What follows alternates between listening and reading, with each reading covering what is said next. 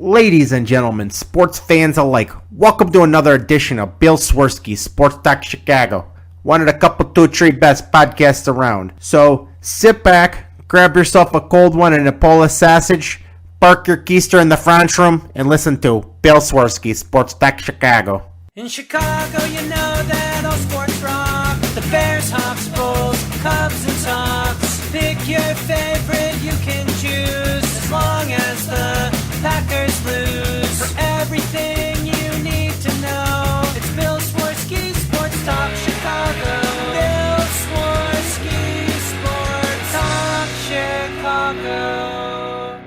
Hey everybody, welcome to another edition of Bill Swerski Sports Talk Chicago. This is your hosts, Alex and Sean.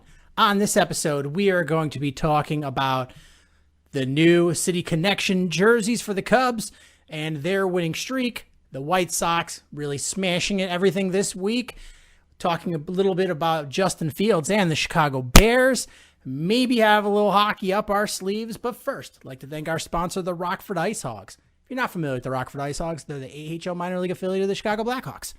What does that mean for you? You get to see the stars of tomorrow today at family-friendly, affordable prices.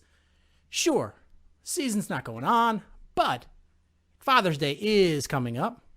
So make sure you head on over to icehawks.com, get yourself a hat, shirt, jersey, sign up for season tickets and more, and say Happy Father's Day and tell them Swerski Sports sent you.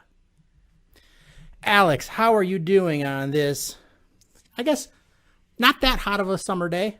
It's warm. It is not blistering, though.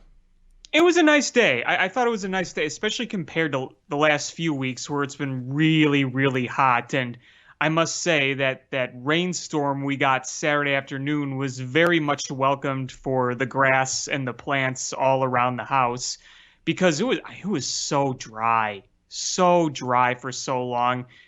If only it sustained a little longer, because it was a nice period of rain, but you're going to need a little more. Yeah, I mean, the problem is, I don't know about how it came down by you, but for me, it seemed like all the rain was collected in a bucket and then just dumped out in like a 3-second span. And there was so much water that came down so fast. Like, it rained for like 10 minutes, but my street was completely flooded.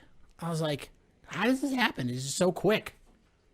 Yeah, it came down maybe a little over an hour. The skies got pretty dark for a few hours, and then the rain came, maybe hour 15 minutes, and then it moved out and it was perfectly sunny again. So yeah, it didn't last long here, but it definitely lasted longer than a few minutes. I know if you looked on the radar, you kind of saw different results all over the Chicagoland area. I think it was more down south, if I remember correctly, but you just kind of hope that you can get a little more rain over the next few weeks, because if you think it's hot now, I just feel like once we get into July, it's going to really heat up. Oh, absolutely. Yeah, I was out and about. I was driving home. I was on the phone with my wife, and I was like, I'm like, is it raining there? And she's like, no, it's really nice. And I'm like, look at the sky. And she's like, sky looks perfectly fine. And I'm like 2.5 miles away, and the sky is black. And then as I drove, I got, I don't know, a couple blocks from my house, and I had to get gas. And I'm like, oh, man, it is crazy. It cleared up real quick. And then by the time I pumped the gas, and I have a small car, I put not even 9 gallons in. And by the time I put in 9 gallons, the sky went black. I'm like, oh, here it comes. Let me get home and get into the garage. Well, you know what was really funny? On Friday afternoon, by the Elmhurst area, there was a little flash thunderstorm that just kind of rolled through very quickly. And the sky was really dark. And I was home that day, and I was watching the Cubs game. And at Wrigley, it was like perfect cloudless sunny sky. While out here in the suburbs, the sky was really dark and there was some thunder rumbling and some rain. It's kind of funny when you're in the Chicagoland area and, you're watching a Cubs game or a White Sox game and the weather is just completely different. That was kind of the case on Friday. It's not as bad during baseball season, but when it's really noticeable is like the first few weeks of the NFL season, and you're watching the Bears play at Soldier Field. I'm not that far from Soldier Field. I mean, I'm in the city, and you're watching a game, and you're like, oh man, it's raining, and you're like, look outside, and it's perfectly sunny by you, or it's snowing in one place and not the other. You get such weird weather. I mean, you do get it with MLB and the Cubs and Sox when you're watching. Not so much for the Cubs game for me because I'm close enough, but definitely White Sox games, there'll be differences in weather. And it is funny. It reminds me a lot of San Diego. I have friends that live there, and I've been there a metric poop ton of times. They have microclimates, so they have just it'll be completely different weather, one side of town versus the other. Mm-hmm. And that's got to be pretty interesting to kind of live in a city like that. I mean, Chicago has varying weathers at times in different spots just because it's so big. I feel like in San Diego, basically from what I understand, it's a bit more severe on that end like you would see in Chicago. And, okay, I don't know if you heard about this. I'm sure you have. Speaking of stuff in the sky, but we mentioned the Rockford Ice Hogs at the beginning of the show, like we do every time. Did you hear about what's happened just north of there? No. There is a huge chemical fire at this plant, and this thick black cloud of smoke can be seen from space. What? I think it's Rockton, Illinois it was in. It was a chemical plant, and this morning it caught fire, and it was just thousands of feet high, the smoke is, and you can see the smoke from satellite images. Holy cow. Yeah, I'm looking at it right now. Wow. Yeah. And there was some news footage on YouTube stream from a lot of the local stations like ABC, NBC, and they had a bunch of drones flying around it, and you just see the scale of this thing. It's massive, and I can't help but wonder, I really don't know how far you can see out, but if you were on top of, let's say, the Sears Tower or the John Hancock, and you looked out that direction, if you could see anything, it's pretty far away, but this thing is pretty dang big. I can't really remember exactly how far you could see from those two buildings, but I'd be curious. I mean, I'm sure you can probably see something because it's not like, just being able to see that far. It's, that the smoke as well. So, yeah. I would be shocked if you couldn't see it from the Sears Tower. And they were putting, as you would imagine, evacuation mandates in that whole area, because that's a chemical fire. That smoke carries chemicals, and God knows what's in that. Yeah, especially when it starts burning, because you have no idea what the reaction is or what things are. I mean, it could be something that's not that bad until it's burning, and then suddenly it's toxic. Who knows what the hell's in there? And they were saying too, at least one expert I read was saying that this fire could burn on for quite a while. Oh, that's great. Days, Illinois already has enough asthmatics. It's probably going to be really terrible to breathe up there. Yeah, and so Tom Skilling on Facebook, he's the one that posted some of the satellite photos, and the way the wind is blowing, it's all blowing south. So it's blowing over the Rockford area because Rockton, Illinois is directly north above Rockford. So hopefully everyone there is staying safe. If you're in Rockford, you're listening to this, I sincerely hope you're safe, and just be careful. You probably don't want to breathe too much of that in. Yeah, go put your N95 masks on that you've got hoarded from the past year and a half. Yeah, exactly. Those might still come in handy. I also wonder too, during this whole ordeal, obviously they got to inspect and see what caused it. They don't know it yet, but once the fire is out, there's probably going to be nothing left but just a molten pile of metal. I just wonder how they're going to be able to determine how this was started, and it might take a while for the inspectors to find it. Was it an error? Was it an accident? That's always one of the interesting things when something like this happens is when you kind of figure out how it goes wrong. And when you have things like this, oftentimes comes change. Change in policy, change in safety procedures. So it'll be interesting to see what happens in that regard. Hopefully something positive. Yeah, for sure. I remember once in 2005, we were visiting U of M for my brother because he was doing his college tour, looking to see where he wanted to go. And we were staying in Ann Arbor, and not too far away, a chemical plant exploded, like mushroom clouds. Like, this wasn't just a fire. This was a full-out explosion. So I'll never forget that. We were not that far away from that either. That I didn't have anything exciting happen like that. The most you saw was a fire hydrant burst. I mean, I remember when I went to college in Philadelphia and I went for a visit.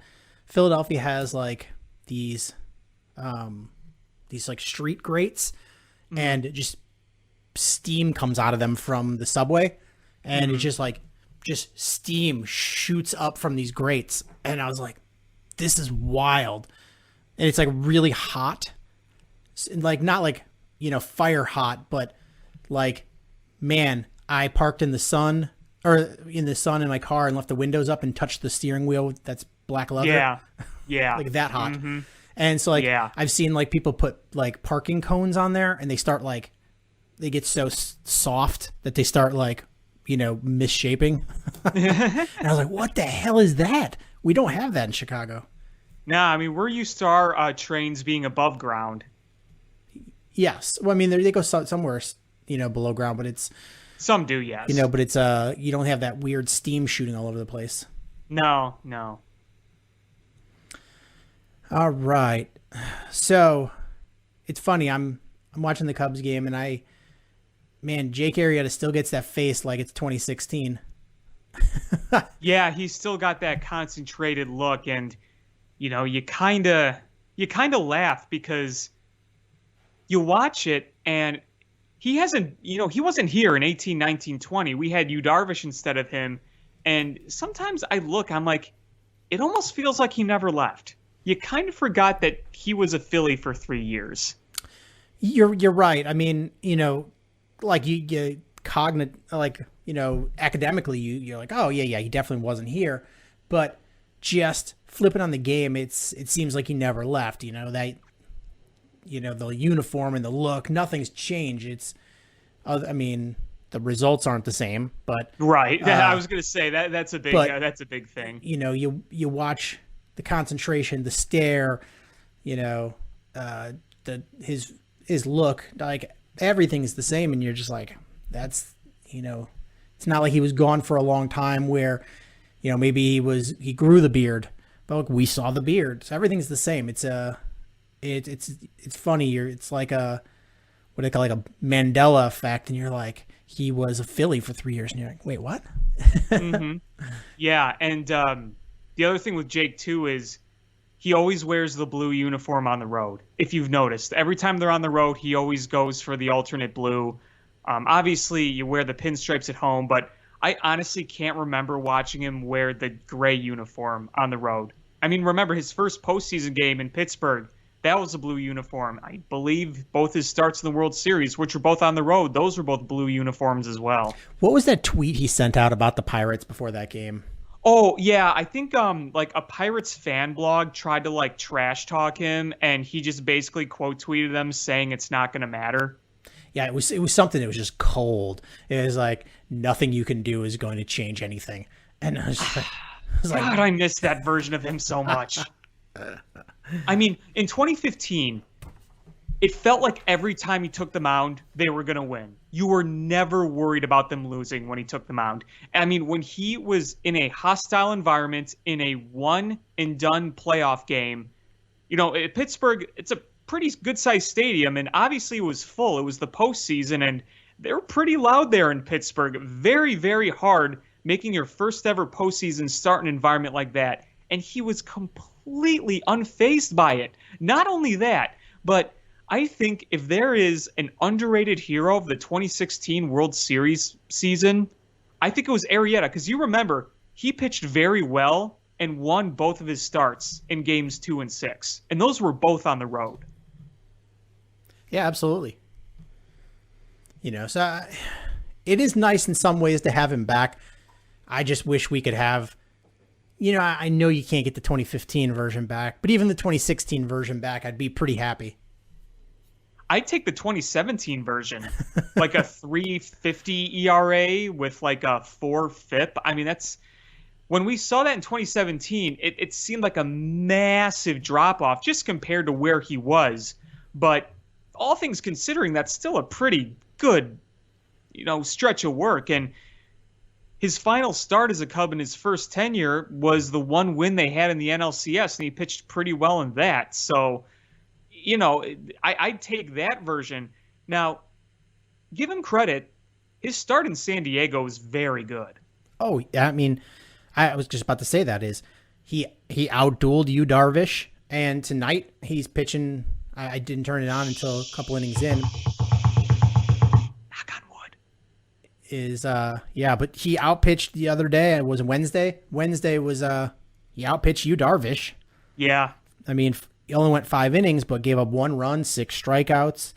And the bullpen came in there and then locked it down. That, you saw, I mean, that's really everything you can expect from him. That's like peak performance there. He went 5 innings, and you saw the pitch count, and you can say, okay, he probably could have gone another inning. I personally have kind of wanted to see Ross be more aggressive with his starters, but I think that was a case where you say, you know what, get him out while he's ahead. You're in San Diego, facing a very good San Diego team. It seemed like they used just the right amount of steam with him that day. That was one of those instances where I'm like, okay, the pitch count is like in the 80s, I think it was.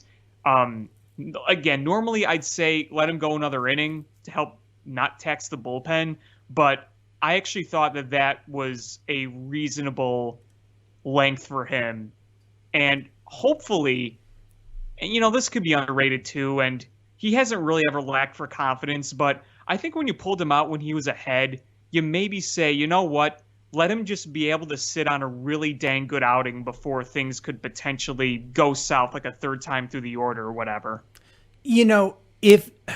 I agree with you that I would like to see David Ross be a little more aggressive and having his pitchers go a little deeper into games and let them at least attempt that third time through the rotation.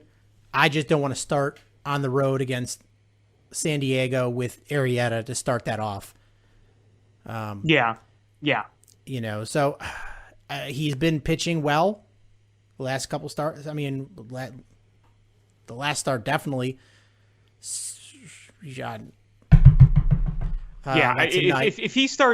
he gives up like 4 runs right here, I am going to come to your house and just smash that defecated pizza in your face.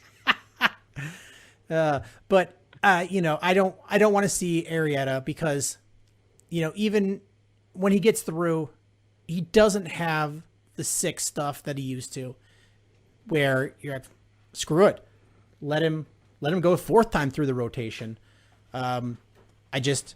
He just doesn't have that stuff, and you see it 3rd time, and I think you're gonna see hits off of him, even if he's pitching well that day. Yeah, and I think one thing to observe too in that last start against San Diego, felt like he was pumping it a little more. The velocity was a few ticks higher, and maybe you can attribute that previous start to stomach bug, because I think he was saying he was sick before the game, and then he pitched and wasn't throwing hard at all and was getting wrecked. So, but even so, even the starts before that, he wasn't throwing very hard. I don't know, maybe just facing an old teammate, he was a little more amped up. I don't know, but I'd like to see more of that. He's never going to touch 95 again. The most you're going to see is maybe 92, 93. But if you can go around 92, 93 more consistently, and you have the right movement on the sinker, you're going to see better results. Yeah, absolutely. And, if you're giving up soft contact or, easy flies. Well, there's a run. Oh, you're already... Yep. You're ahead of me. Yep. I jinxed it. I suck. Yes, you did. You did. I suck. I'm not saying a word. Arrieta stinks. He's never going to get out of this inning. There, I'll unjinx it. That's better. That's better. But yeah, overall, this week has been pretty good for the Cubs. You won a series against San Diego. You swept the St. Louis Cardinals. And I don't care if the Cardinals are on a really, really terrible streak for the Cardinals. I want to rub it in every chance I can. I wish it would have been a 5-game series we swept. You know, you need to win these series. No matter how good or bad the team is doing, you got to beat them. I mean, they're your biggest rivals. You want to bury them as far as you can. And the other thing, too, is that series could have gone a lot different had the Cubs not come back in game one. I mean, they were down 5-1 at one point, and it looked like, oh boy, this is not a good start. But the fact that they were able to rally back and win that game not only gives you confidence, but that also kind of deflated the Cardinals, I think, a little bit. Because the following games, you saw a blowout in game two. The Cubs won 7-2. And then a tight, close one in the end, a 2-0 win. The big error let the winning run cross, and the Cardinals couldn't put anything together offensively. And you were able to neutralize both Goldschmidt and Nolan Arenado for the most part. That was absolutely huge. I do want to put this into the universe. I know we're still only in mid-June. There's a long way to go. But Cardinals fans gave me so much shit online because I was like, you're trading for a guy that makes a lot of money that really doesn't hit that well on the road. I mean, he's not terrible, but his home road splits being in Colorado versus elsewhere are like astronomically different. And you got the guy now, and he's, again, not terrible by any stretch, but he's not the guy that you're paying all that money to. He's not that same guy. What is he? He's an 844 OPS. He's still pretty damn good. Oh, no, I'm not saying that. It's a lot different than the guy you saw at Coors Field. Well, yeah, I mean, the Coors Field numbers were ridiculous. The one thing that we did get to see from Nolan Arenado this past series was that glove. That defense is pretty extraordinary, and the Cubs are now down by 3. Oh, God. Yeah, you really jinxed Arrieta. He's getting lit up now. Yeah, I think this one's, yeah. Yeah, Nolan Arenado, career splits versus Colorado versus elsewhere. Why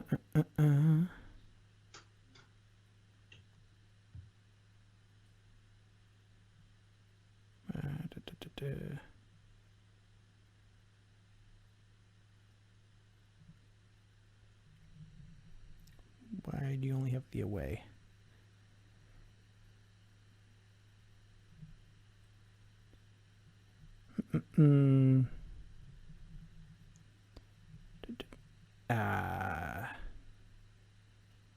Let's see, where are we? Come on, load.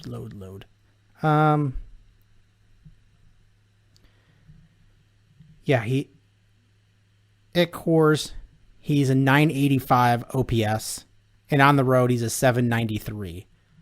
So he's a little better than he has been historically playing outside of Coors, but it's a big dip from the guy with a 985 OPS.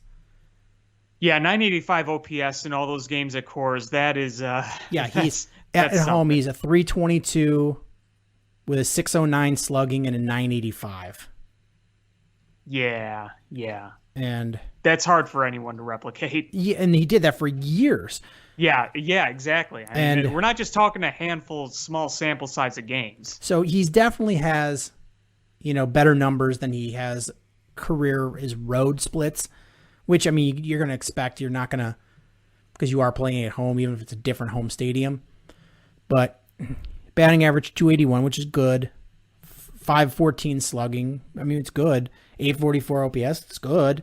It's just a far cry from those Colorado Rocky numbers. And Paul Goldschmidt this year is not that great.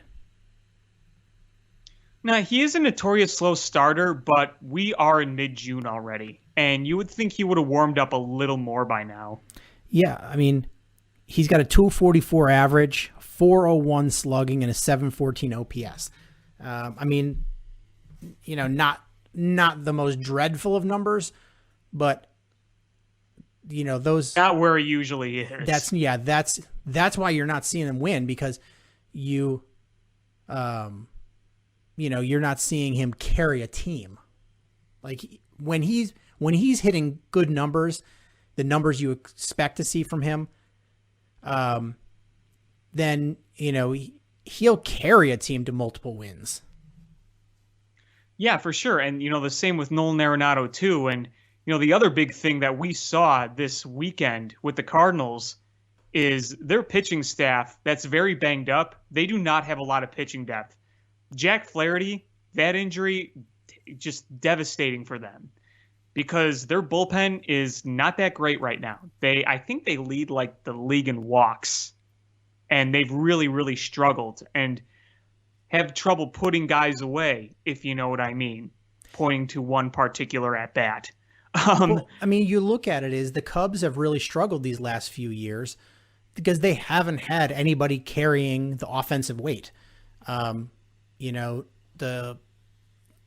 had guys have career lows the last couple of years in batting, and suddenly now you've got Chris Bryant bounced back. You brought in Jock Peterson, who's having a much better season than we've seen from Kyle Schwarber the last few years. Yeah, I mean, ever since that rough start for Peterson, he's been awesome for this team. Yeah, absolutely. And then you've got, Patrick Wisdom, who has been playing out of his mind. You've got Alcantara, who's been playing great. You've got multiple guys carrying the offensive load for you. And this team still has all those same warts that they've had the last several years. You haven't fixed those. It's not like you fixed those issues. You just have guys that are, carrying the load for you. Well, if there is one thing that I think we really have to give Jed Hoyer credit for this year so far is he's found some sneaky good depth. I know he's been hurt and he hasn't played in a while, but he found Matt Duffy. He brought in, I believe he brought in Alcantara. I don't know if that was this year or last year. He brought in Jake Marisnick. He was able to kind of patch some holes on the team when things were going rough with guys in the minor leagues. That guys have come up like Patrick Wisdom. I know he's been with us for a few years, but who would have thought he'd actually be an integral part of this team? Oh, I mean, look at his stats. 327, 375, 827 slugging, 1202 OPS with 8 home runs in 20 games? Yeah, impressive stuff. And even some of the pitching depth that he was able to bring in this year, you saw them make some things in the bullpen, like Tommy Nance. Who would have thought he'd be anything? And some of your minor leaguers that you've been trying to develop have come up and impressed. So it finally feels like we're, again, reaching into the minor league system and actually finding some stuff that's useful. That's nice to see. And I can't help but wonder if they've been playing kind of like Major League, where they went into the season with management being like, yeah, we're not really going for it. We're not tanking either. Maybe we'll sell off at the deadline. I think the players are like, you know what? F that. Let's try to go out and win.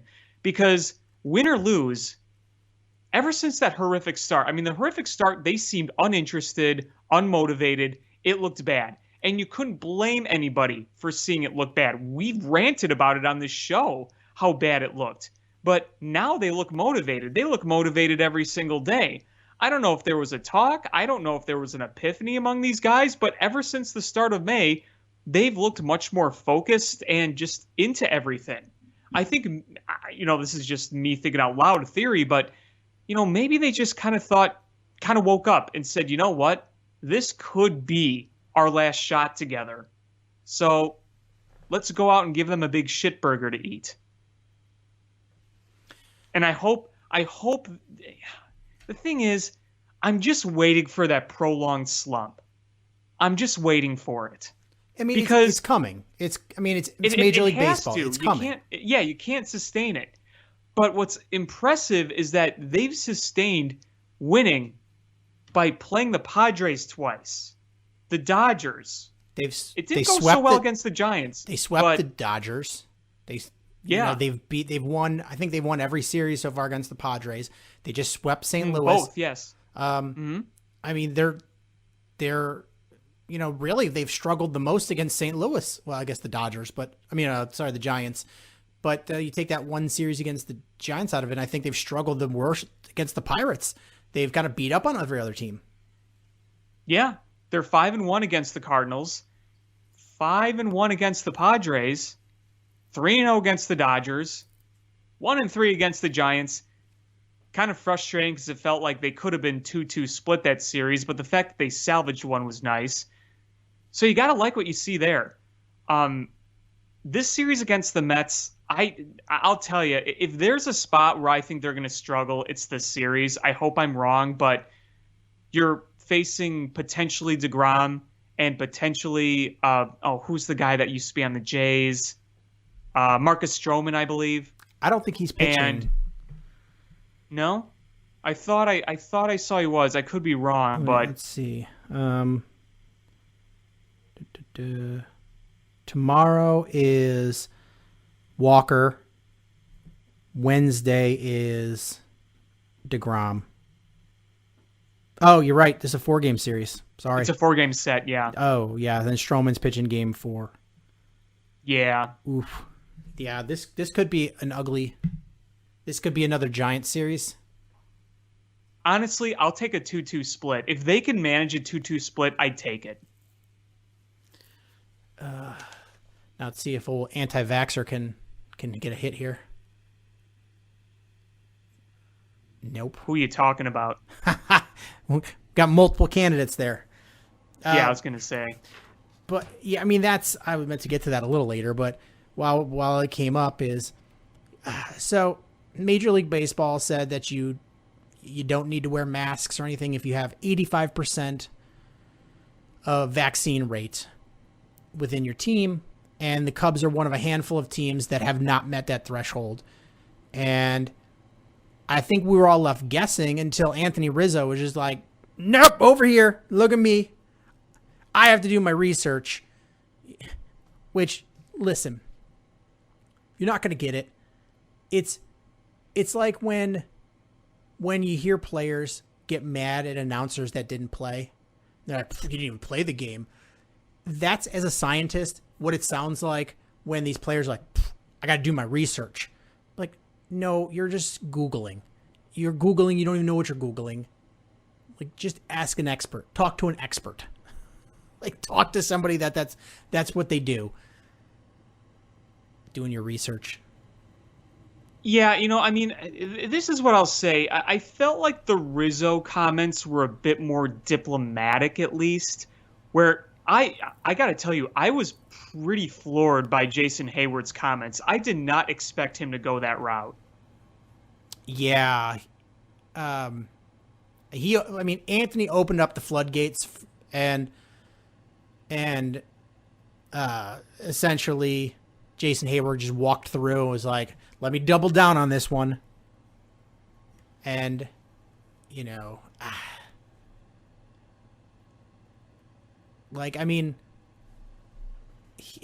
here's the thing.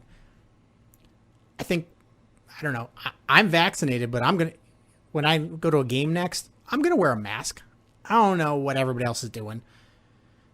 And there's no way to test if somebody is vaccinated or not. It's an honor system. And what I've found being alive for 40 plus years is that most people are just liars. So the people that didn't want to wear a mask are just not going to wear a mask, whether they're vaccinated or not. So, I mean, Hayward's not wrong that there's a lot of that going on in the stands, but those guys are in close proximity with each other. And if somebody gets COVID, we see how rampant that can run. And I know the rates are slowing down because people are getting vaccinated, but why just, get vaccinated, lower your risk of having this affect the season, just drives me crazy. Again, I was really surprised about Jason Hayward's really blunt comments. I'm like, I did not expect him to say that kind of thing. All I heard from Anthony Rizzo is that he talked to his doctor and he made a big decision. And I don't know if there's some sort of medical issue there. I really don't know. But the Jason Hayward stuff really surprised me. But there's nothing we can do about it, I guess. All I hope is that it doesn't cost them anything later down the road. Because it would be a real shame to see that. I mean, who knows? I mean, that could be. Look at last season. The Cardinals, the Marlins, that really impacted them is having the COVID virus go rampant through the clubhouse, and there's still people getting COVID, and if you get it, boom, you're shut down for probably 2 weeks. And in baseball, you're looking at probably 11, 12, 13 games in that 2 weeks.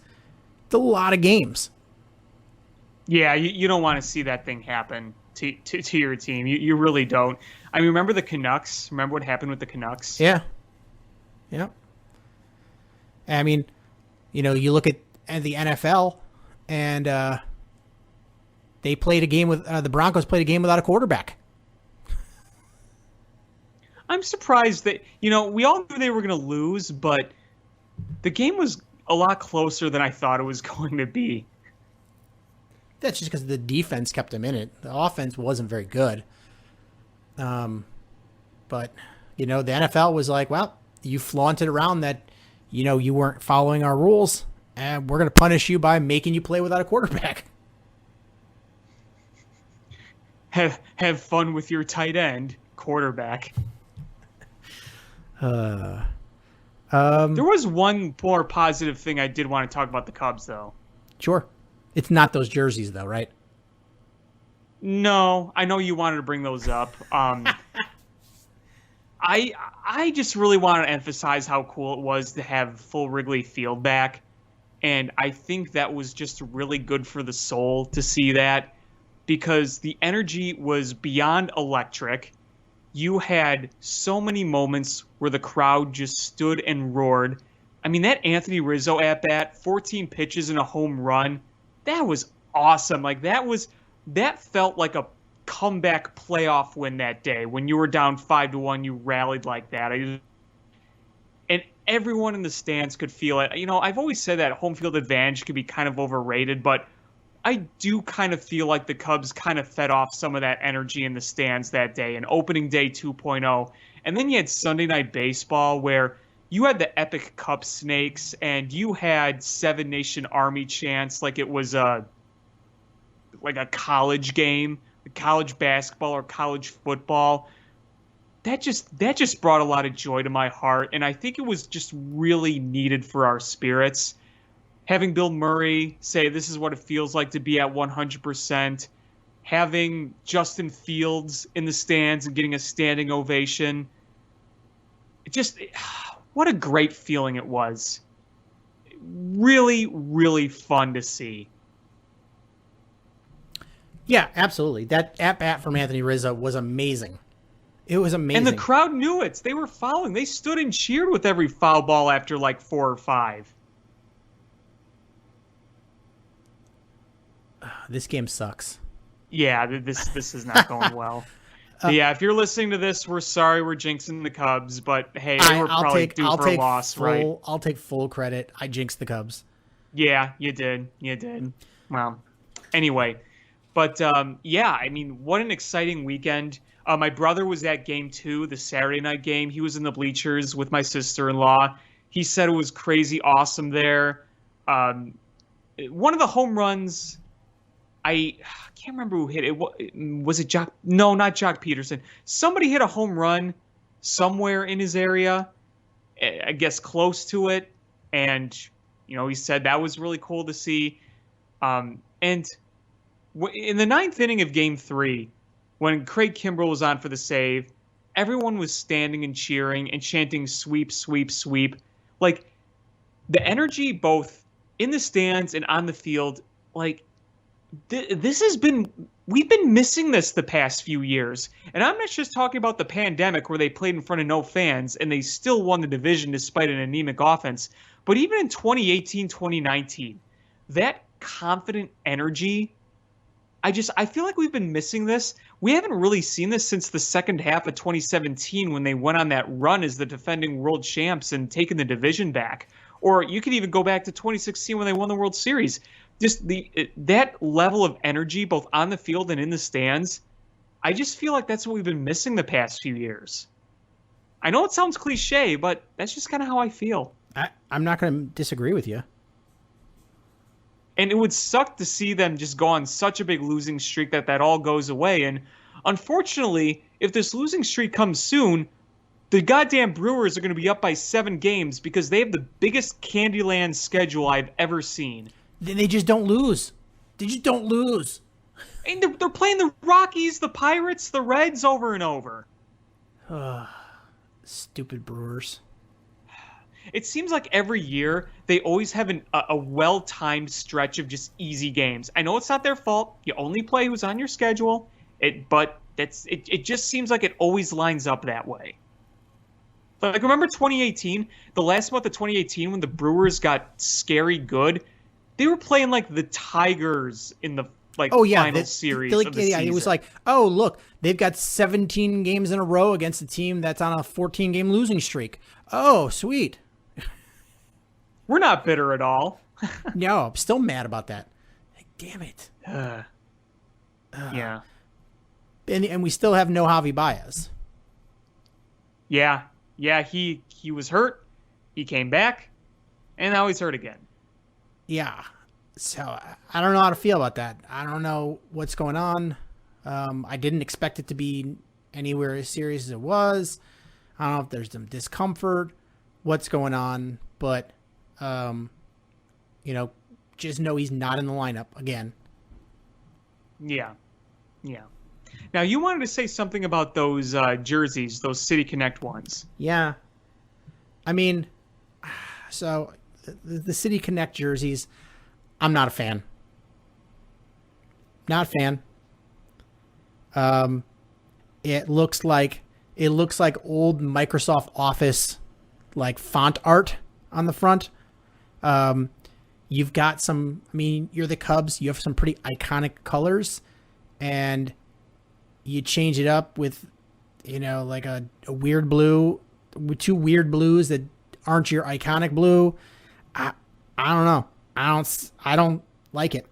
I mean, it's not as bad as the Red Sox, which is brutal. No, nothing else was bad. But it's certainly not as good as the White Sox. I have to admit, the White Sox City ones are incredible. Yeah, those look slick. I mean, honestly, if they wanted to sell a bajillion Cubs jerseys, they should have just made it look like the Cubs, like the Chicago flag. And if you're going to make an alternate blue, use that blue, and people are going to lose their minds and buy it. But nobody's buying that stupid, ugly jersey. I don't like it. I mean, it's not as bad as like I said, the Red Sox City Connect jerseys. It's not as bad as those weird Pittsburgh Steelers prison uniforms that they play in. Oh, the Bumblebee jerseys. Those might be some of the worst jerseys ever. Like, those are terrible. But the Cubs jerseys are not anywhere to that level. But I don't know. I really like the Cubs colors. I really like the Cubs uniforms. I think some of the like the best part about being a fan of Chicago sports is we have these iconic uniforms for our teams. So like, you know, sometimes the one downfall is sometimes when you try to do like a modern refresh or, you know, like these alternate things like City Connect, you have a hard time with an iconic team. You know, the Bears, very iconic with their uniforms. The Cubs, iconic uniforms. Blackhawks, iconic uniforms. You know, it's hard to do those. The White Sox got a complete jersey refresh in the 90s. I mean, a complete refresh. So, you know, you sort of just, you went down that same road that you went on back then with the jerseys. So, you know, you just took it further. But the Cubs, I don't know, it just sort of missed the mark. I was indifferent about the jerseys. I didn't think they were bad. I didn't think they were great. I think Wrigleyville was just way too long to spell out in the marquee font because the font that they were trying to go for was the marquee font. And that's just a long thing to spell out. So that's why it might have looked a little funky. So the way I saw it was it's a one-time thing. So, whatever. They won wearing them. So yeah, I mean, I'll take those results, cool. But I mean, there's no way in hell you're getting me to buy one of those jerseys. No, I mean, I think my favorite alternate jerseys for them was, remember the Little League ones, like the blue? Yeah. I liked those. I like those a lot. And, you know, the White Sox have a lot of the great throwback ones, too. You know, they have that really nice city jersey this year. And then I really like the pinstripe jersey that looks like the White Sox ones now, but it's red instead of black. I like those. The 80s classic socks over the whole like chest area, that classic look, that's good. The only ones that were bad were the ones with the collar, the ones that Chris Sale cut up, and never wear shorts again. Big mistake. Yeah, I mean, my all-time favorite Cubs jersey is like, it's got to be like 84-ish, where it's the short sleeves with the pullover. Yeah, the pullover jersey with the ringer sleeves. Like, I love that jersey. That's like my favorite jersey. Yeah, I got a Greg Maddux one of those. Like, that is my favorite. And you know, there's a period from like mid 70s to mid 80s where like all my favorite jerseys come from that period for the most part for baseball. You know, I love those Pirates uniforms where they wore the flat top hat. Oh yeah, it's a classic look. I love that. There's like those Astros uniforms, the Expos uniforms. Like they had some great uniforms back then, man. Cincinnati Reds with like those vest looking ones. Yeah. But like the Astros one with like the alternating like red, orange, and yellow stripes and the star pullover, like that's a banging jersey. I like that. I just don't like the 80s Padres uniforms. My favorite Padres uniforms were like the early mid 90s when they had like the Padres logo. I think it was like a diamond shape that said Padres and it had like the blue pinstripes. Those I think were the best Padres uniforms. Wait, so you don't like the white pullover, or is the all dark brown one with the yellow striping? The dark brown and the yellow, I don't like. Yeah, no, I'm not a big fan of like the brown and the yellow. I will agree with you. The one where it's got like the script font that's just Padres on the pinstripes one. I think that was like early 90s. I like that. Yeah, I like that one. I like that one a lot. Yeah, definitely. Let's see. What are some other... Let me look at these. You know what I miss? I miss the old Florida Marlins uniforms. Not the Miami Marlins, the Florida... When they were the Florida Marlins, I thought that was a really sharp logo with the marlin fish that looked like it was ready to just flail away like a fish on a deck. And they had the black and like the teal... I liked those uniforms a lot. Those original Marlins ones. I loved the caps. I like those Andre Dawson Expos jerseys where it's like the baby blue, where it's got like the blue and the red piping on it, and then the Expos swoosh on it. Mm-hmm. Those are mwah, chef's kiss.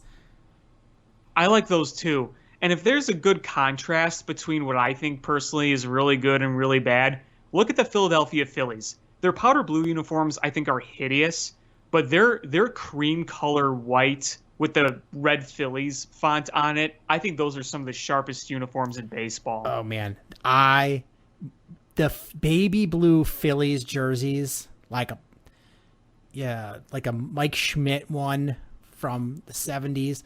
I love that jersey. Love it. I'm a sucker for it. Absolute sucker for it. The one I hate is the one that's all that maroon color. Like they had the maroon pants with the maroon top and then just the white piping down the side. Those are bad. But the baby blue Philly ones, and then I also like the white with the dark red pinstripes. Yeah, I love those. Like I don't want the Phillies, but man, they had some great jerseys. I got to send you a picture of these Phillies jerseys that I'm talking about that are just brutal. They're you know what I'm a random sucker for? I don't know why. The Road Pirates jerseys, the grays. I just think that font, the Pittsburgh font, goes really well with the gray. I don't know why. I'm gonna take a look at it quick here. Those are bad. I got your text. I don't like those either. Those might be the worst uniforms ever. They look like it looks like Thursday Night Bowling. Those shirts. Yeah, you're right. Not dissing bowling. I love bowling, but I'm not gonna lie. Is that the gray Pittsburgh uniform with the cursive across it with black with the yellow around it? By far their best uniforms. Yeah, I agree. I think it looks great on them. That is a great uniform. I like the cursive font better than that weird font that they have with it just says Pittsburgh. That's block letters, but it's like with tootly doos on it. I like the cursive one. I think that looks way better. Like the fancy Times New Roman. Yeah, no, I agree. Yeah, like I like the cursive font. I think that looks good. And love or hate the Cardinals, I think they got some good uniforms. I actually like the Road Grays too because the Road Grays have the two Cardinals on the bat. I think that's a good look. That's a classic look. I'm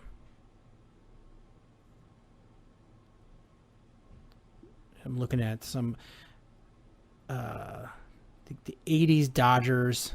They didn't really change. I was just say them and like the Red Sox, they look pretty much the same, and the Yankees. Yeah, they've kind of just stuck it out. And I have a hot take for you while you're looking. All right, go for it. I think the best Brewers uniforms were the 2000s. So when you had that new Brewers logo across the white jersey and that Brewers M with like the wheat insignia on it, I actually like that better than like those classic 80s ones. The classic 80s ones, I'm not dissing, but I really like those 2000s era Brewers uniforms. They don't really wear those anymore. All right, I'm looking at the Brewers logo or their uniform history. Come on. When I was a kid and I played on Little League, I played on the Brewers. I don't know why they didn't have Cubs and White Sox. There was the Tigers, the Brewers. There's one more team. I don't remember who it was. Padres, maybe. I'm like, why can't we get a good team? Or a team that's more local. Yeah, or a team that's more local. Man, going through.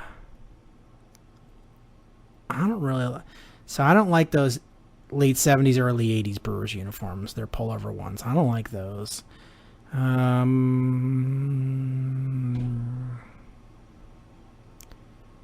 When are we going to get to a uniform that I don't dislike with the Brewers? Yeah, the ones I'm referring to were from like 2000 to like 2012-ish, I think. That was when they mainly wore them. I mean, you know what I'm talking about, right? Yeah, I just want to see a picture of it. Let's see, these mid-90s ones were gross. 96, meh. 98, meh. I like the 98 road ones that were gray and said Milwaukee across. I like those. All right, so I see what you're talking about. I'm not a big fan. I don't hate it. It's just meh. Like, all their uniforms are meh. I don't like that new M logo. I miss the old school one. I didn't like the uniforms, but I liked the old logo, that the glove looking one that spelled out MB. Like, that was I don't know if you ever noticed that it's an M and a B making those.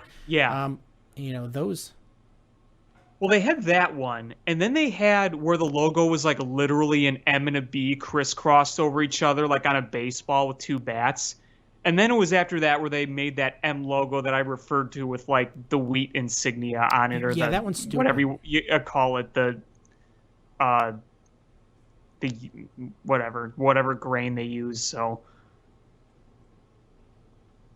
yeah, I'm trying to remember some other uniforms that were bangers that even if I didn't like the team, I had to admit that their jerseys were. I didn't like the Tigers pullovers. Those were kind of gross looking.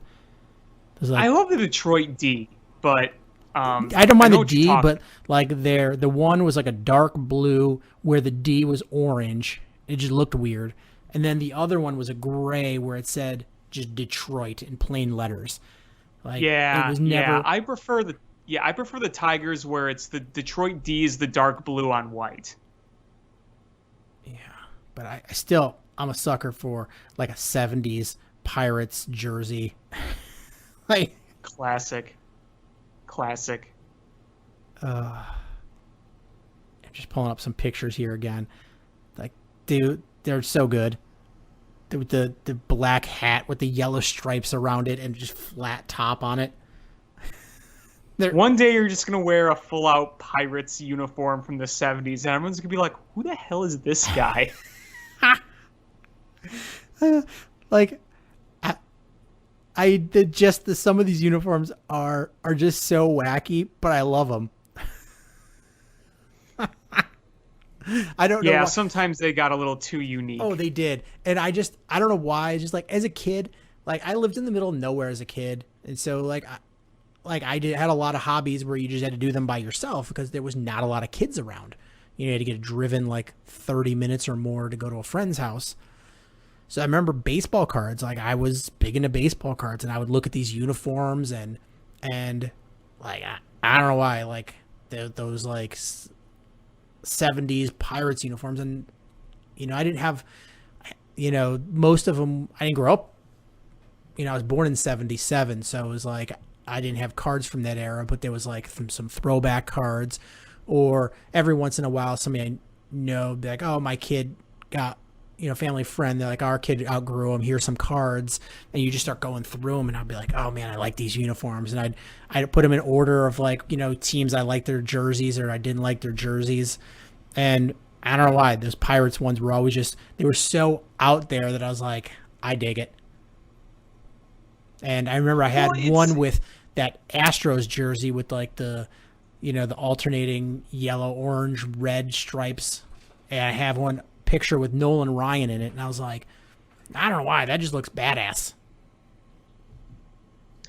I grew up liking the National League Astros of the 90s and early 2000s, where it was like the Dallas Stars looking star and the Astros kind of script logo on like the maroon and the white, and I think there was a pinstripe white one if I remember correctly. Those are the Astros uniforms I grew up and liked, but that was just what I grew up with. Oh, let's see. Arizona's never had a good uniform. They've always been terrible. I like the purple. The original purple. I like those.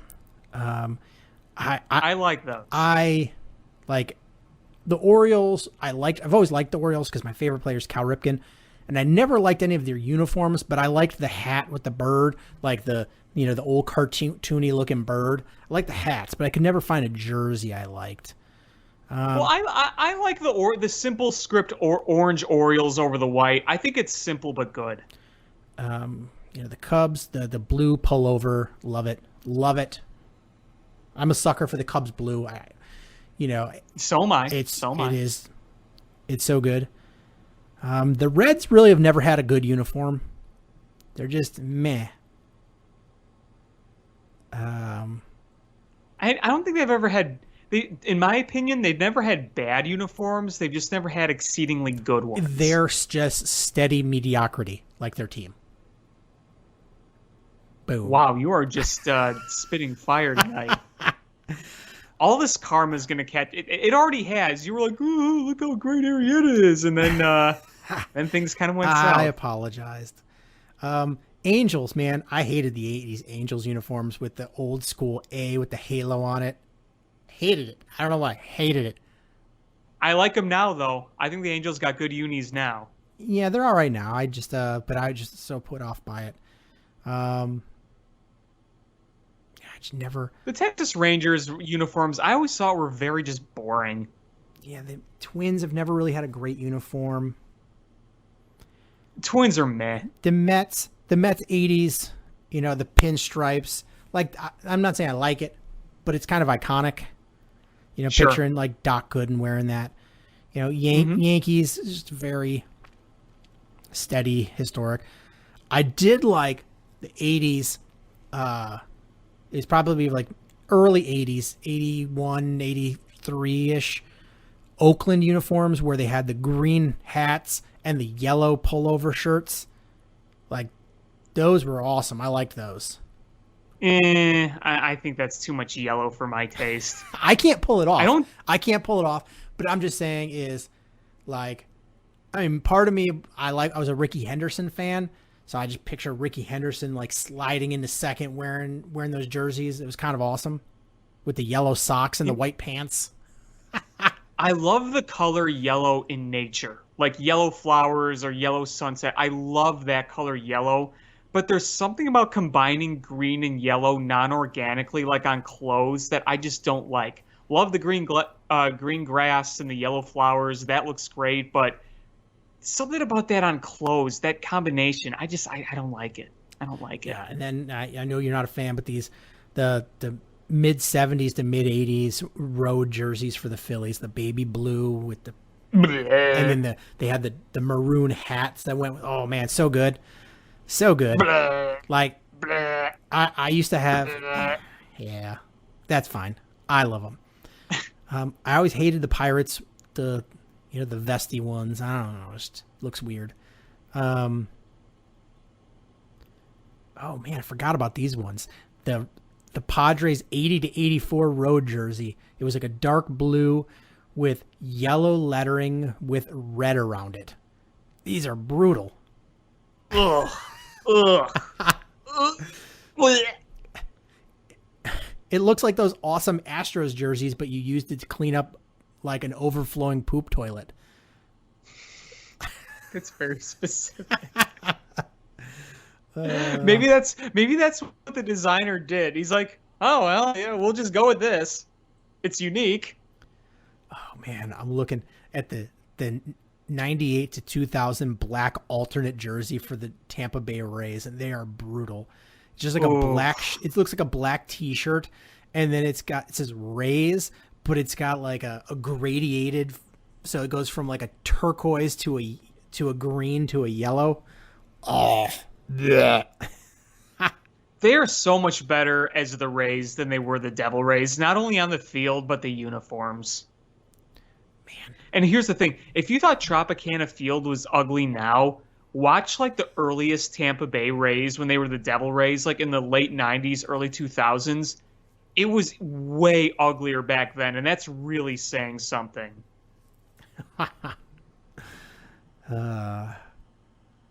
One more thing I want to say about the Cubs before we move on is big ups to everybody involved in Cup Snake. Yes. Like, I don't know why I'm like, this is the stupidest thing ever. And then I was just mesmerized by it. And I was like, that's actually kind of amazing that they made that. I've never seen this before. This giant snake made of beer cups. And I can't imagine. I mean, they've how been many, doing it, but it's never been this big. Yeah, I don't know how many cups were on there, and I don't know how much beer got spilled onto people that didn't want beer spilled on them for the sake of cup snake.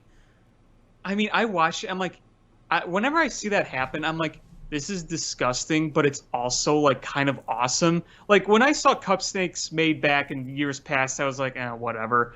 But like, just Sunday night, seeing all these people come together, chanting "Need more cups," like a giant group of strangers just collaborated on this fun project, started cheering, and then bouncing up to like Seven Nation Army. Like it was just awesome to see. I'm like, this is both the stupidest and yet most awesome thing ever. I love it. I just would not be want to be one of those people touching it. No, I do. I mean, I do be a not happy want observer. to touch it. I don't want to be within 6 feet of it. It probably smells gross and spilling all over the place. Ugh. But hey, it does kind of a service to the Wrigley Field cleanup crew. If it's all stacked in one area, that's less ground to cover cleaning up all those cups. That's true. That's true. You the real MVP.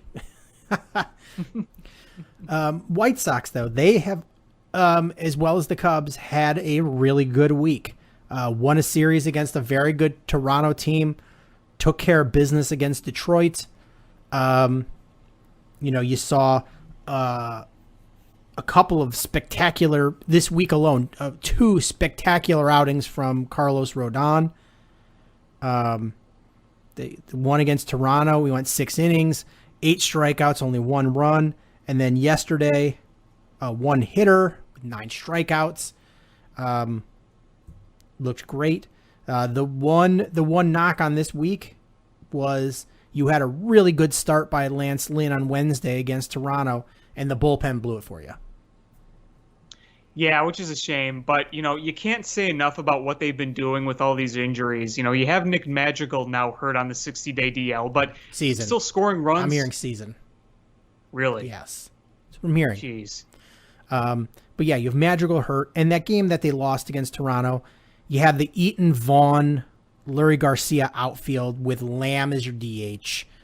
Yeah. I mean, at what point are the White Sox going to...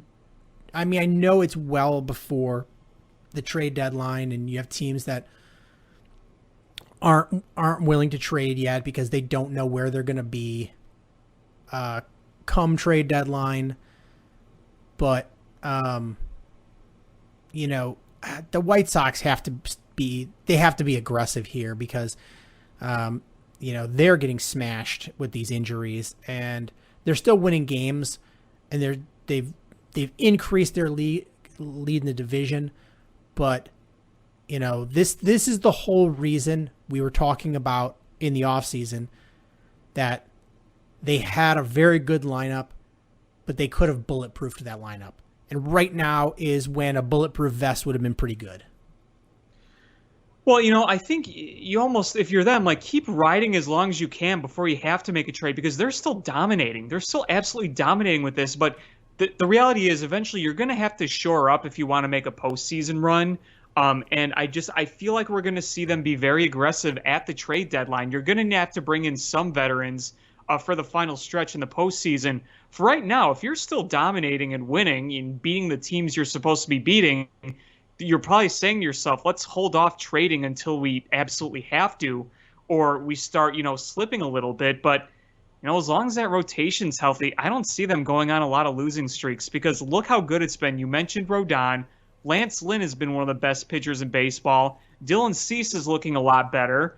And, Lucas Giolito, he's not exactly as good as he was a few years ago, but I still think he's still pretty good. He's had some still shit good luck, enough. but he's had some very good starts. Keuchel's been pretty good.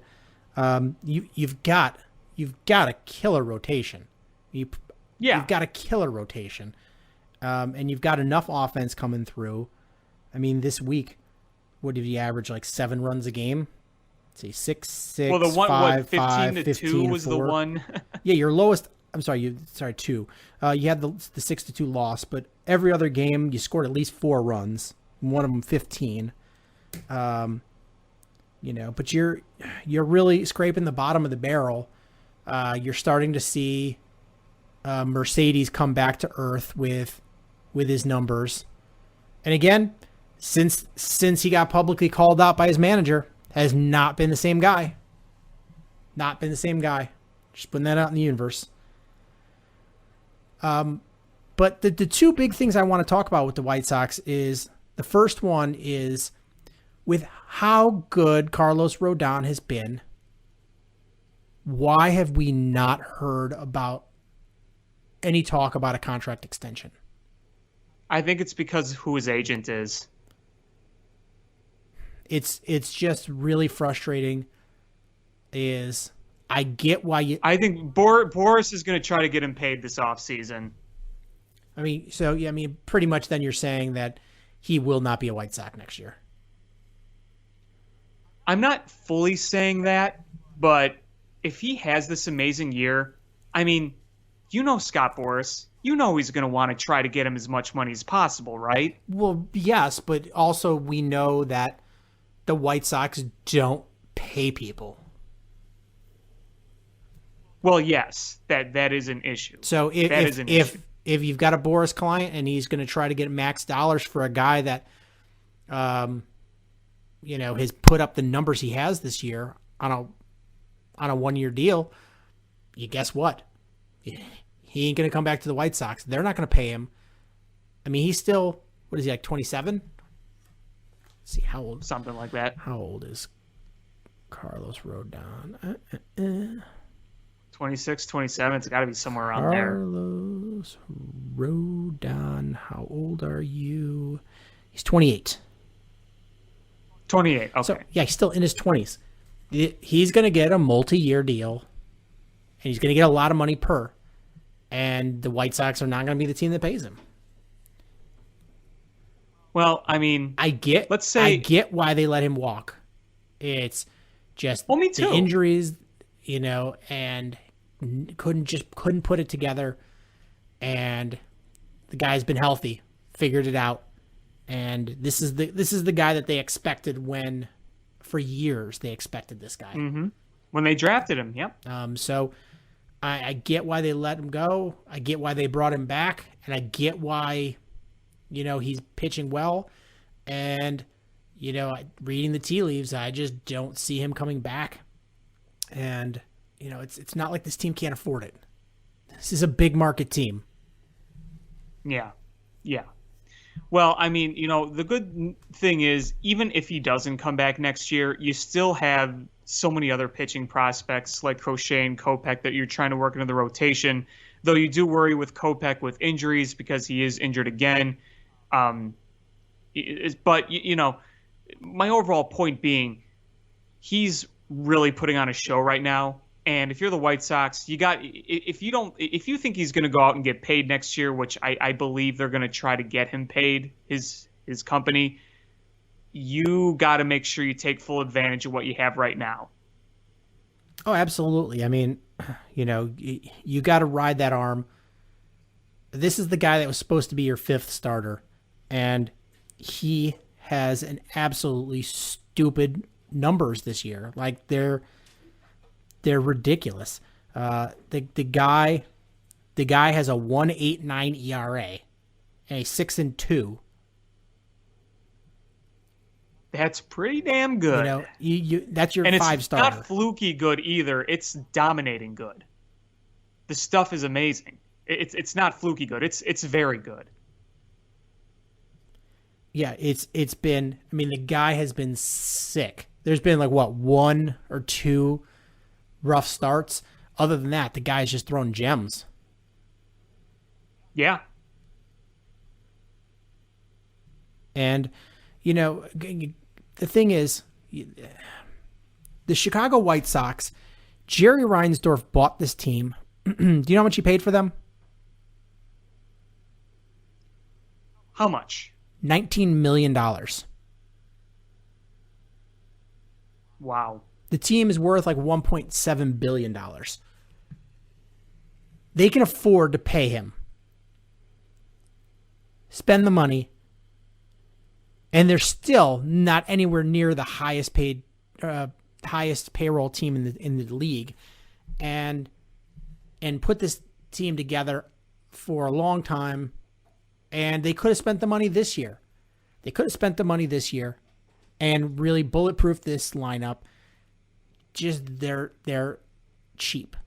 They're in this to make a profit. This is a business for them. They're not in it to win it. They're in it to win it as long as they can make a profit first. Profit's number one. That's a sad way to look at it. Well, I get wanting to make a profit, but I just think there's so much opportunity where you can spend and still make a profit in this case. There's nobody saying, oh yeah, go and hemorrhage money. But right. The fact is that even if you don't make a profit per se, the value of the franchise goes up. So essentially, if you never made a cent in year since 1981, you've made a $1.7 billion profit. Just by the value of that team. Right. So it's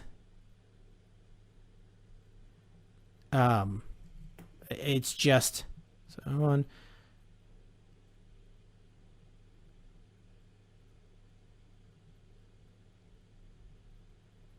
So that's the same as if they never made a cent as profit, and then they went and sold the team.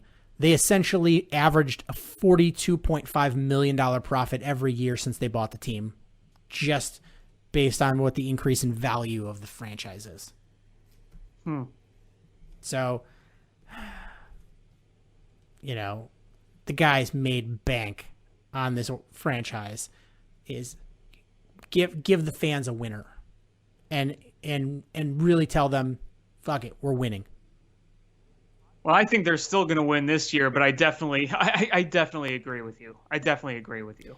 The other news I wanted to mention with the White Sox is the Sun-Times reported that Eloy Jimenez has been cleared to start participating in baseball activities.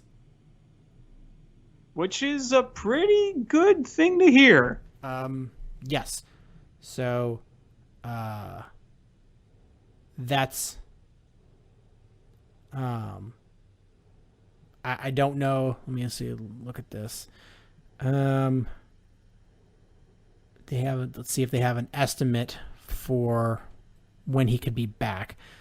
The phase of the rehabilitation process at the team's complex at Camelback Ranch in Glendale, Arizona is estimated to take a minimum of 4 weeks. After that, he could be cleared for a rehab assignment with a minor league affiliate. So we're looking before trade deadline. Eloy could be back. Probably back. That's only going to make them better. That's good. It's still a ways away. But it's better than hearing like August, September. Yes. Plus, it gives them a little more wiggle time to kind of get back into the groove of things. Absolutely. So that's great news for the White Sox. They could use that because right now you're seeing way too much of Lamb, you're seeing way too much of Leury Garcia. I don't know who his Goodwin is, and he had a really good game the other day, but was that in the 15-2 win or whatever? Yeah, he had 5 RBIs and a home run.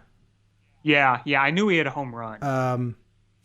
So you saw a couple good things out of him in a couple of days, but it's, you need a little more from this offense. You need a little more consistency, and they've got a lot of boppers on there, but you need to see more consistency. And you're just, they're winning.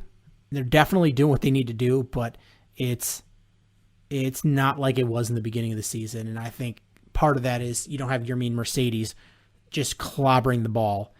And, last year you had Tim Anderson and Jose Abreu just killing it, along with Eloy Jimenez, and they just carried that whole offensive roster. Anderson is batting 300, but he's not a power hitter. So he puts the ball in play, he gets hits. His OPS is under 780. Not a good OPS, got a good batting average though. Yermin Mercedes is down to a 383 average, which is good, but when you consider that only he was 383, but when he was up at 483 just a couple weeks ago, that's a big dip. You got Yasmani Grandal, who's just weird. The guy's got an 800 plus OPS, but he's batting 156. Home run, strikeout, walk. Adam Dunn. But hey, if you're going to be productive, then hey. I mean, it's great. So 156 batting average, 399 on base percentage. That's so crazy. That is absolutely wild. Adam Eaton's giving you nothing. Vaughn's still struggling. Which, I mean, you expect from a young guy. You're 220. I mean, the guy hasn't played above what, A-ball? Yeah. Larry Garcia is turd sandwich. But look at the lineup you got today. So Anderson leading off, then Goodwin, then Mercedes, Abreu, Grandal, Eaton, Vaughn, Larry Garcia, and Mendick. No Yohan, is he okay? I don't know. Because he's been playing really well. Yeah. I'm not sure. He got off to a really rough start, but he started really hitting again. Yeah. So tonight, they got 2 runs here, but you're seeing a lot of offers. Mercedes offer, Abreu offer, Grandal offer, Eaton offer, Vaughn offer, Mendick offer. They're right now without this healthy lineup and without guys putting in really awesome numbers, they're like a better version of the Cubs the last couple of years, where it's been feast or famine. And they're clearly still a much better offensive team than the Cubs have been the last few years. But, they were buoyed last year by just fantastic performances by a couple of guys. And earlier this season, the same thing. So now it's until you can get a healthier roster, you gotta get these wins while you can and ride those great pitching performances. Yeah, I mean, because they're still winning almost every night. So oh yeah. I mean, it's not that pitching has helped, bullpen has helped, and they're still scoring runs, but it's you're not at the clip that you were, and the concern is that you're getting too many of your runs off of home runs. Well, welcome to baseball 2021. And I just saw Wisdom hit a home run here, inching back into this game. So what, 5-2 now? Yes. Oh. Do you want to talk hockey for just a minute? Sure, why not? There's not a lot going on, but I was just looking at the schedule of things, and the expansion draft is coming up on us pretty quick. Yes, it is. We have the Seattle Kraken getting ready to draft. Yeah, so the most likely thing the Blackhawks will do is keep 7 forwards, 3 defensemen, and a goalie that they can protect. Mm-hmm. So your goalie, obviously Kevin Lankinen, right? I would say yes. Yes. So he's your goalie you're protecting. Mm-hmm. Your defenseman, you don't have to protect Seabrook anymore because he's long-term IR / retired. So you don't have to protect him.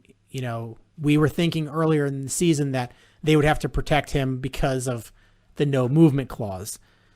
You have to protect Duncan Keith because he's got a no movement clause. So you got to protect him. And I'm assuming you don't have to protect any of the rookie, anybody with under with 2 or less years of experience. So I'm assuming you're protecting Connor Murphy, and based off of the way that Bowman's actions, you're probably protecting Zadorov. Yeah. I'm assuming. Probably. I mean, that's probably. But then you come to the forwards. You have to protect Taves because he's got no movement clause. You got to protect if he plays next year. Well, I mean, we haven't heard. Have we heard anything about that? I mean, unless they put him on long-term IR, they have to protect him. Well, right. I know. Yeah. I'm just saying, like. So we still don't know what's going on. He's got no movement clause. Somebody suggested this: is what if he just didn't want to play because of COVID, and he's fine. There's nothing wrong. He just doesn't want to play, and better than trying to tell everybody he's opting out. And it's a little far-fetched, but I mean, when we're told nothing, everything's got to be on the table, right? Yeah. Now, do you remember, I think we talked about this, and believe me, I'm no medical expert. I can't just look and diagnose something, but do you remember when they did the tribute to Patrick Kane? I think it was after his 400th goal, and they had the videos of players congratulating him, and Taves was one of them. I don't know if I think we talked about it on this show, we did. So I may be repeating myself, but I just remember that was like the only time we've actually seen Taves.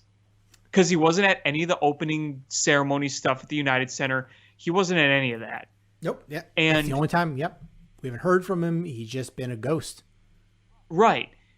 But when we saw him in that tribute video, and again, I'm not diagnosing anything or saying, I think it's this, but something looked off to me. What? Like the way he looked, something didn't look right. What's weird, though, is when Corey Crawford had a mystery illness and was MIA, all Chicago media was hunting him down. Where is he? What's going on? Jonathan Taves are like, give the man his privacy. Let him be. He'll be back when he's back. Yeah, and my theory about the whole Crawford thing is people were more hunting down Crawford just because he's, how do I say this delicately? We've heard rumors about his personal life. I'm not saying any of it's true. You know where I'm getting at, right? Yeah. I think that's why. Yeah, so it's been a lot different of a scenario. But either way, right. Jonathan Taves has to be protected. Patrick Kane has to be protected. They both have no movement clause. Right. Doesn't have a choice there. DeBrincat, that's a no-brainer. You protect him. You better. So then you've got 4 more slots of guys that you have to protect. I'm guessing Strome, Hagel, Carpenter, Hinostroza. You're not going to protect Kubelik?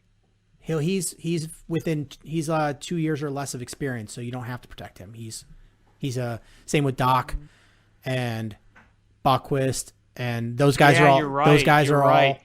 They're all. 2020 kind of blends together, man. Yeah, so those guys are fine. So that would leave you exposing Calvin DeHaan, who I think they probably are hoping he gets drafted. I think that's probably their hope there. Mm-hmm. Because I'm not saying he's bad. It's just he's not. He's had some injury issues and just hasn't been the same since. Yeah, and you're paying him a fair amount of money. Right. So I feel like that's the guy they would like. They're going to expose him. And honestly, you look at the the makeup of the roster, and if you're the Kraken, you could do way worse than taking DeHaan. I mean, yeah, for sure. He's probably going to be a top 4 defenseman for them. I mean, you kind of need some of those veteran depth guys, especially if you're starting a new franchise. You're going to expose probably David Kampf. I don't see them taking him, but they could. Riley Stillman, Adam Gaudette, both backup goalies, Subban and Delia. I don't see either of them getting taken. I'm hearing there's probably going to be some decent goalies that don't get protected. Think about, how many teams have a good backup goalie. You can only protect one goalie. Sure, there's plenty of them. They're going to be exposed. Yeah. So, I'm not worried about them taking Subban or Delia. Yeah, so it's going to be interesting to see who they decide to protect and which way that the Kraken go. Because I'm going to guess, I'm going to throw this out there. They're not going to have as much success as the Vegas Golden Knights did to start their career.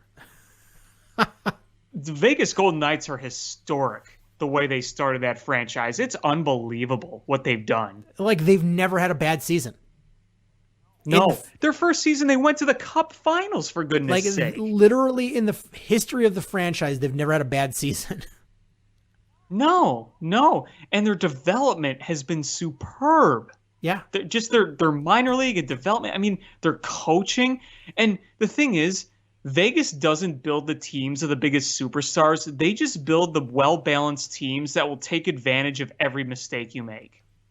No, and my buddy was, raving about the Avalanche. He's like, oh man, this team is just going to destroy everybody through the playoffs. And they were, until they ran into the Golden Knights and they just got beat. Weren't they up 2-0 and then lost the rest of the way? Because when that series started, it looked like Colorado was going to steamroll them. I thought Colorado was going to go to the final. Yeah, that's what my buddy was. No. He was convinced. He's like, that team is just going to steamroll everybody. I mean, early on, they were scoring 5 goals a game, and yeah, I don't know who I'm rooting for. I mean, sort of don't like the Vegas Golden Knights. I sort of don't. I'm kind of there with you. I don't like New York, so I'm not rooting for the Islanders. Oh, I actually kind of like the Islanders, but I think the team I'm rooting for the most is the Habs. I'm going to say, so I was telling my buddy is a big hockey fan, and I was telling him, I was like, listen, on one hand, I'm going to root for, if the Blackhawks are out, I'm going to root for an original 6 team. Just how I was raised. I'm going to root for an original 6. The other hand is, it's kind of funny when you have finals after finals with no Canadian teams in it. It is funny. I agree. But I think I've gotten to the point where I'm like, you know what? Let Canada have a cup. I'm kind of at that point now. It was funny for a while to me, but I don't know. The Canadians were the last Canadian team to win a Stanley Cup, and that was 1992. So I wouldn't mind seeing the Montreal Canadiens. And that'd be a great story. When they took on the Maple Leafs, they had like almost no shot to win that series. And yet, being down 3-1, they end up winning. And then they win the next round. And all of a sudden, they got a real chance of going to the Stanley Cup Finals here. I think it's a great story. So I'm kind of rooting for them. If not them, I'm rooting for the Islanders. I've always kind of liked the Islanders because they're not the Rangers. And yes, I don't hate the Rangers either, but like, why should I hate the Islanders? I just don't like the city of New York. Well, but I'm gonna. I can't if it's Tampa versus Golden Knights. Boring. And why do we have to have another finals with 2 warm weather teams? A desert versus a beach. Yeah, no. And look, I get the Tampa Bay Lightning are really good and they got a lot of great players, but let someone else. I want to see someone else. Yeah, I'm going to be rooting for Islanders versus Canadians, and I think I'm pulling for the Canadians. I want 2 cold weather cities, and I want an original 6 to win it. That's not. Yeah, I'm always going to root for and think Original about it. Six if it's not Detroit. Think about it. You have an Original Six Canadian team, like the most historic Canadian team, and if they're playing the Islanders versus a big market island, a big market team in New York, I mean, I think that'd be pretty exciting. The fan base between the two, that would be so much more intriguing than Vegas and Tampa Bay. No disrespect to their fan bases, but Original Six fan base and arguably like the biggest fan base in hockey versus a big fan base in New York, that'd be pretty exciting. Those games would be very, very exciting in both those stadiums. Yeah, it would be fun. Then the only other thing I wanted to mention with hockey is, I don't know if you remember the name Stephen Johns. He was I do. Yeah, so he played for those that don't know, he played for a number of years for the Ice Hogs, and suited up a few times for the Blackhawks. He retired recently for medical reasons. I think he was only like 29 years old. He retired for medical reasons, and which, sucks, but he plans to rollerblade across the country trying to raise awareness for mental illness that comes with the game of hockey, which is a cool thing,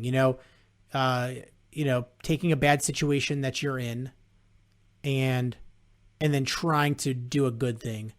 We saw that for a while with Dan Carcillo, and I haven't heard, I'm sure he's still doing it. It hasn't been as, publicized, but we all are starting to realize the mental health aspect of playing hockey, and it's nice to see players that are taking it seriously and trying to raise awareness for other folks. Yeah, absolutely. That's awesome. And I read a quote in there, and it was just, he's like, a buddy of mine asked me what I like to do that I enjoyed. And he's like, I couldn't think of anything. And I was just like, that's fucking sad. Yeah. Like, nothing brings you, you're just like dull. Like, you just, not dull, like boring, but like, you're just not, you don't get any stimulation. Yes, you're just, there. You're just living. That's just sad.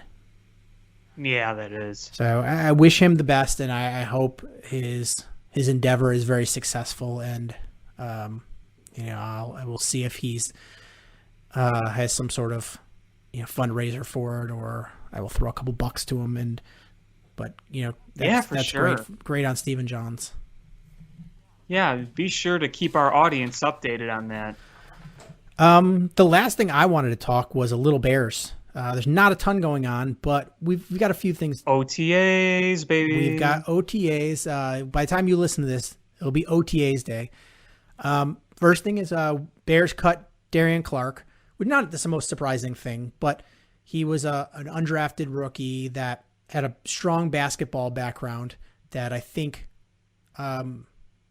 trying to see if they can convert that into football skills. We've seen a few players over the years convert basketball skills into being a good tight end. And it just didn't work out with Darren Clark. And I'm not saying he won't come back, but he was cut. The other big news, Allen Robinson reported before OTAs, and so he's not going to hold out. And I think he's excited to play with young Justin Fields. I think so too. I think them bringing in Justin Fields really changed a lot of the outlook on some of the players. You heard the story about Darnell Mooney smiling the whole time when he caught a deep pass from him. I mean, take that as you will, but to me, that says something. It's, of course, Justin Fields has a lot to learn, and these are practices, and, you're not seeing live defenses. But from what I'm reading, because we're not seeing video of anything yet, is just the ease that he throws the deep ball. just the ease.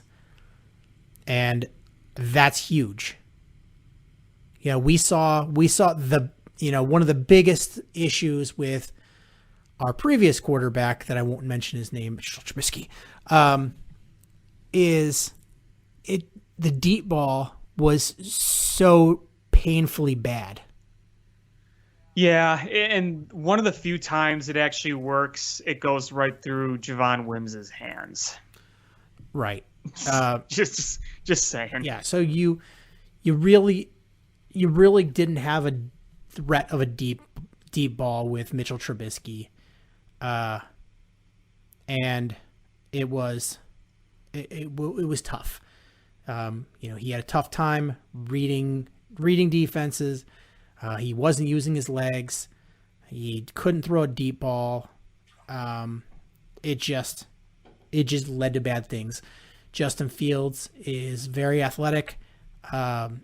They're talking about how smart he is and how he's just absorbing the whole playbook. I would love to see. So back in the day, a player would get a binder with the playbook, this big giant binder with the playbook, and now everything's on a tablet. But the tablet has software to track how much time are you spending looking at this? Like how long are you looking at your playbook? How much time you spending trying to learn this? I would love to see what Justin Fields is doing so far with this. I bet he's just eating it up, because the way that they're talking, you know, we'll see it in action, but the way they're talking about how he's just absorbing information is the same things that we heard about Patrick Mahomes. And I'm not going to put him in that category. I'm not putting that on him, but really that's where we heard that. Just how well. Listen, a work ethic means so much in football. Like it's more than just a cliche. It means so much in football to have that type of work ethic. So the fact that we're already hearing that, and the fact that, you know, he's taking this in stride, knowing that people and coaches continue to say that QB1 for this year is going to be Andy Dalton, I think that says a lot to his work ethic, and the fact that we're hearing all these good things about it makes you feel even better. Yeah, and the rumors, the rumors coming from high places of last year from the Packers was Jordan Love couldn't learn the playbook. Mm-hmm. I mean, Jordan Love was the number 3 quarterback. Mm-hmm. They spent a first-round pick on a guy that was the number 3 quarterback because he couldn't, he couldn't learn the plays. And, you know, you're not hearing that with Justin Fields. And I'm not saying it's guaranteed success, but athleticism, strong arm, learning the playbook, those all go a long way in, getting you to a position that you want to be in as a quarterback. Yeah, absolutely. So it's, you know, we've got big potential there, and I'm so thankful. I really think that the Atlanta Falcons screwed the pooch by not drafting Justin Fields. You know, you could say that about a number of teams. Well, I mean, that team. You could say that about the Broncos too. I think the Broncos genuinely. Aaron Rodgers. Yeah, I think they genuinely think they've got a shot with Aaron Rodgers, and if they would have drafted Justin Fields, there was no chance. Right. And Aaron Rodgers ain't budging. No, I don't. And I want to get to more of that in a minute, but Atlanta is Matt Ryan has not been the same guy. You got rid of Julio Jones, and you drafted a tight end at number 4. And I get that he looks fantastic. I watched, but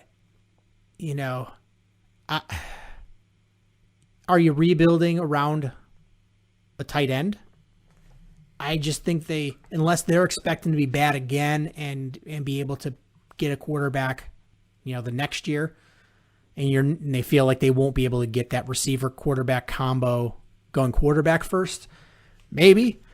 Maybe. I just maybe that getting that great tight end can maybe help bring back more of the good Matt Ryan that we saw in years past. Is it going to be, though, the same level as giving up Julio Jones that they gave up for a second-round pick? I mean, I don't think so. I'm not saying that's what I would agree with. I'm just trying to understand their thought process. So yeah, I think a lot of teams missed the bus there, and I'm excited about Justin Fields. I am too, and I try not to overreact to OTAs and summer camp and whatnot. But when you have had several years of the Bears being on the verge of actually being something, but you have a big black cloud, whether it's the quarterback, whether it's the kicker, you want to hear, even if you don't think the Bears are necessarily ready to take over just yet, but the fact that your future looks so much brighter now that you have a quarterback, your future quarterback that you actually have some confidence in, it makes the outlook on everything feel so much better. That's just how important the quarterback is. When you have that actually figured out, when you know what you're doing for the future and not, trading for Nick Foles and just trial and error, seeing if anything can somewhat work. You have that quarterback and you have those good stories with your quarterback, everything else about the team feels better. Absolutely. Here's the thing that the Green Bay Packer fans don't understand is when you have an amazing quarterback, like an MVP Hall of Fame quarterback, it changes the way your team is. It's not the same. There's a big difference between, having that quarterback and not having that quarterback. He makes everybody better. So when you lose that quarterback, it's not like, oh yeah, we have this good defense and we have a good offensive line and a good running game, and we just sub in this other quarterback and things are fine. No, it's that defense is better because Aaron Rodgers is your quarterback, because they can take risks knowing that he could light it up and put 50 points on the board if need be. And you can try to jump those routes. You can pin your ears back and be like, you know what? If they gash us for a few runs here, big runs, all right, but then we can pin our ears back and try to go after the quarterback, knowing that your offense can put up points. Also, you're probably playing with the lead most of the time. Playing defense with the lead is much different than playing in a tie or behind. It is. It's much different. And you're going to realize that. Realizing that your running game with a bad quarterback is much different than your running game with a good quarterback. Your good quarterback helps your run game. Your offensive line, a good quarterback helps your offensive line. A good quarterback helps your receivers. Everybody is elevated. And if you think that you're just going to have this good set of receivers and good running game and good offensive line and good defense, and you're just going to sub in another quarterback and he's going to have that same play, you're not going to see that. You're going to get a dose of reality. Even if Jordan Love is okay, and we don't know what he's going to look like, but even if he's just okay, you're going to see a big drop off from what you saw last year. Yes, especially if you don't shore up that defense, because, in early 2019, the Packers defense looked legit good again, and then we really saw the cracks start to show. If they don't vastly improve on that and they don't have Aaron Rodgers, it's definitely going to be more difficult for them. Yeah, so honestly, if Aaron Rodgers does not come back, that completely changes the dynamic of this whole division. It makes this division wide open. And I'm not saying it makes the Packers not be able to win this division, because they do have good players, but it is a much different landscape without Aaron Rodgers. This could be in anybody's race. Probably not the Lions, but it could be in anybody's race.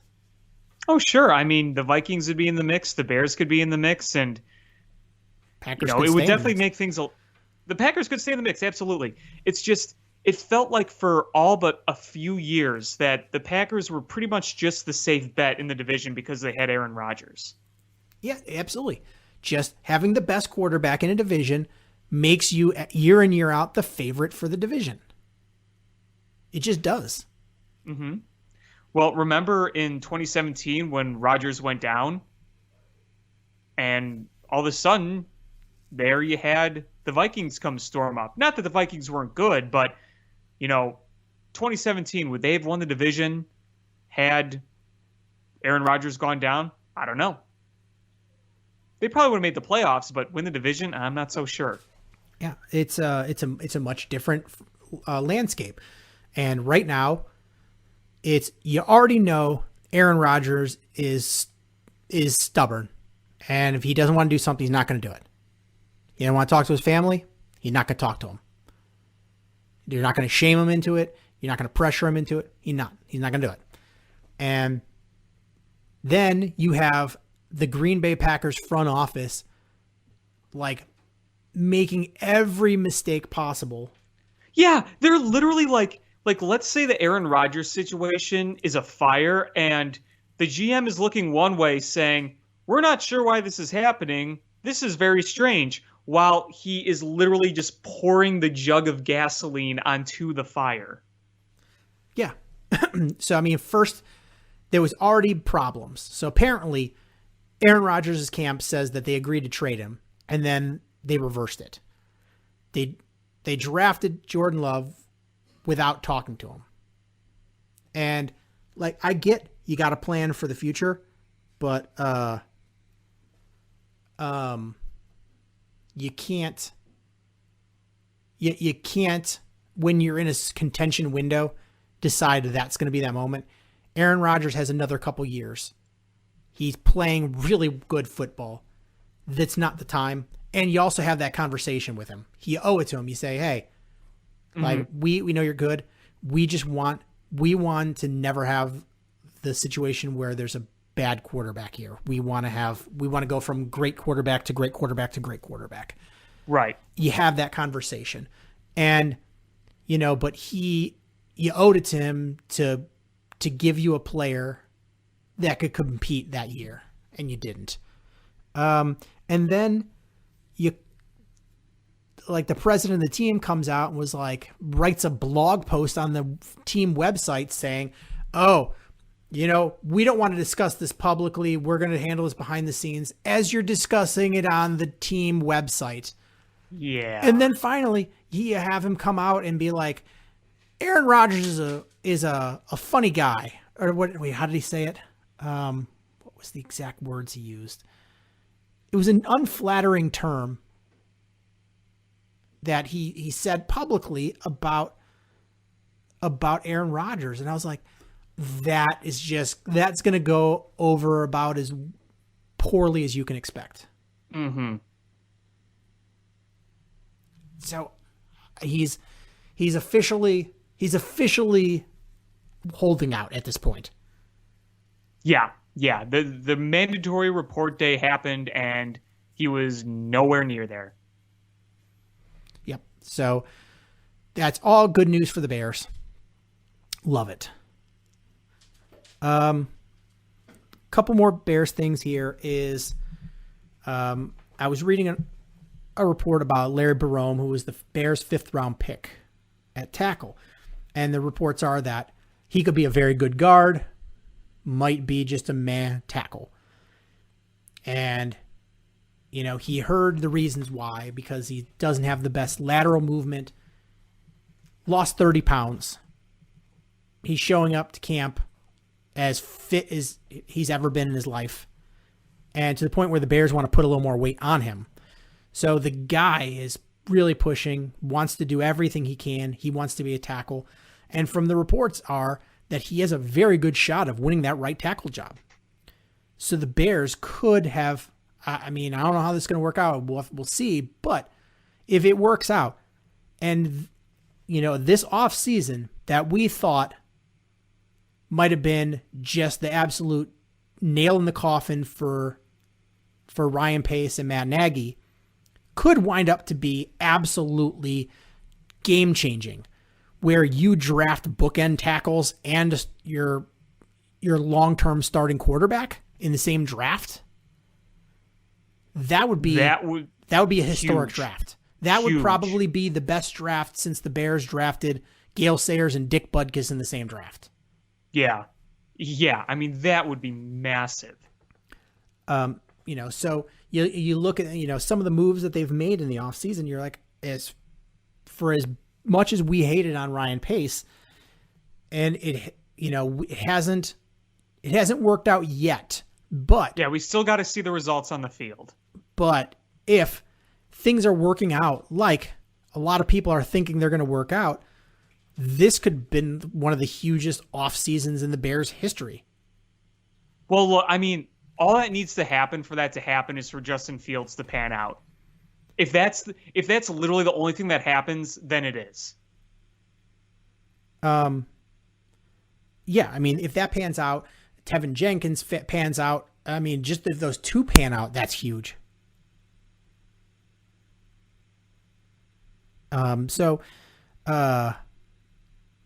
You're seeing, you saw some sneaky moves with some depth guys. Really, this could be a big offseason. And again, we'll have to see it on the field.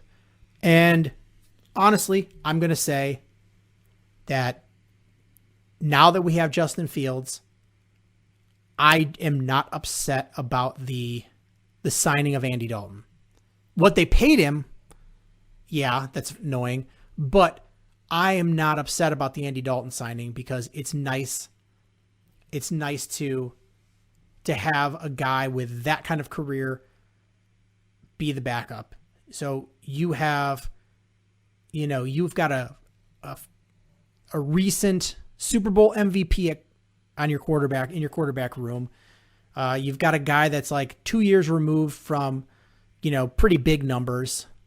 And you've got potentially your franchise quarterback all in the same quarterback room together.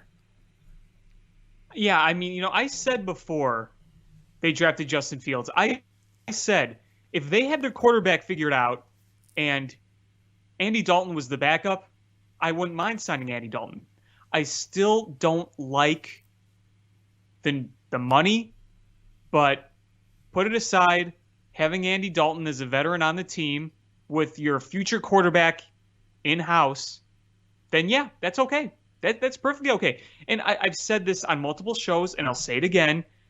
You look at the quarterback room when it was Mitch Trubisky and Mike Glennon and Mark Sanchez.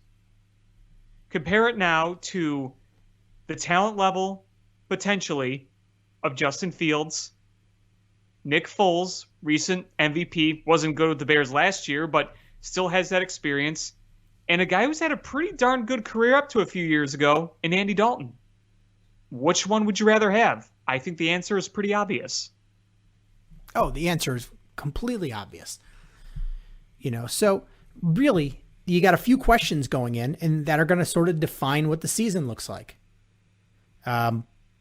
One is, can those two rookie tackles win the starting tackle spots and compete at the same level as your interior offensive line is going to compete? Well, listen, if those two tackle positions work out, things are looking good because I still believe that the Bears' interior line is pretty good. I think especially so too. If James Daniels is healthy, if he's healthy, if Cody Whitehair is healthy, Sam Mustipher, and those two tackles work, Mustipher, and those two tackles. Yeah, we saw Sam Mustipher. Good line. Right, Sam Mustipher. We saw him step in, and I talent wise, I don't think. I mean, I think both guards are better, physically better, centers than him, but the offensive line played so cohesively well with him at center. The way he called plays in the line, so good. You saw the difference. It was night and day difference. I mean, look how they were able to protect the quarterback better and allow Dave Montgomery to rush for 1,000+ yards. Right. So I if you got those two rookie tackles can hold their own, you are, you're in a good spot. You're in a very good spot. So that's one of the big things is, can they be the same guy? Are can they be the guys that bookend this offensive line? And look, let's say Andy Dalton truly is QB1 week 1. That offensive line is going to be more important than ever, especially considering the opponents they have. I mean, you're starting a game in Los Angeles against the Rams. If you have any shot at winning that game, you're going to need that offensive line to be really good, because I'm still putting my money on Andy Dalton being the week 1 starter for the Bears at quarterback. Even if Justin Fields looks amazing this preseason, I still would bet that Andy Dalton's going to be starter week 1. Probably. The way things are going. Now, things can change. The way they think, the way they feel, the confidence level. But I just feel like it's still a safe bet that it's going to be Andy Dalton week 1. Yeah, if they really and truly want Justin Fields to sit this entire year, they're going to have to be a winning ball club. Oh, of course. They can't. Of course. They have to be in playoff contention. They cannot lose, 4 games in a row, 5 games in a row. They can't, because not only the fans, the media will be on them. When is Justin Fields going to play? When is Justin Fields going to play? It was the same thing in 2017. Yeah, if Andy Dalton, unless it's they're losing games, 38-35, and Andy Dalton's got that offense humming, and the Bears defense is just, but if the Bears truly aren't playing well, you're probably going to see this offense failing as well. So, if they truly want him to sit, they better give a reason why he's sitting. And if we, in our eyeball test, first of all, they're praising him and how we already know the arm talent and the pedigree. We're hearing about how well he's learning the playbook. And if in training camp in July, we see he looks good with our eyeballs, you're going to have a hard time selling Andy Dalton for a whole year over him. Yeah. And people can reference, remember Pat Mahomes? He sat his first year. Well, Pat Mahomes was on a winning team behind Alex Smith. That team made the postseason. Yep. So, one of my other keys is Darnell Mooney is going to have to take that step forward and be a true number 2 wide receiver. Mm-hmm. We're going to have to see growth out of Cole Kmet. I liked the things I saw as a rookie, but we need to take a step forward. If he takes a step forward and Jimmy Graham is still on the team and a good red zone threat, then your tight end top 2 is looking really good. Can you continue the running game that you had at the end of the season as opposed to the beginning? You hope that if Tariq Cohen's healthy, he can contribute to that. Yeah, I mean, you would think so, but you want to see them build on that run game. And can your pass rush help your cornerbacks out? Well, look, I think defense is one area where I think we really need to step forward again this year. And you can't help but wonder, until it actually happens, how much of that last year was the defense just not playing well? How much of it was Chuck Pagano's scheme? If we're going to go back to a more front 7 aggressive defense, if they can get that right pressure on the quarterback, that automatically makes you a better defense. But you also want to see your key secondary guys play better. Look, we don't have Kyle Fuller anymore. But if Jalen Johnson is healthy and playing like he was meant to be when he was drafted, that's huge. Eddie Jackson bouncing back, that's enormous. Enormous. And I think the biggest one of all, if Robert Quinn shows up and you have Khalil Mack doing his thing, and if Akeem Hicks is healthy, then I think you're going to see a big difference. But Robert Quinn needs to show up this year. He's making a lot of money. He was paid to be a force with Khalil Mack and Akeem Hicks. You know what's funny We need is to see it. after the season ended, I was looking at like metrics. He was one of the tops in the league at quarterback pressures. He just didn't get home, which is exactly what we saw with Leonard Floyd. The guy could get pressure but never get home. And Right, but he needs to get home. Yeah, he needs to get home. That's what he's getting paid to do. I think he will. I think we will see a bounce back. I don't know if we'll see double-digit sacks, but I think we'll probably see 8.5 sacks. I think he was hurt last year. I think that was part of it. I do.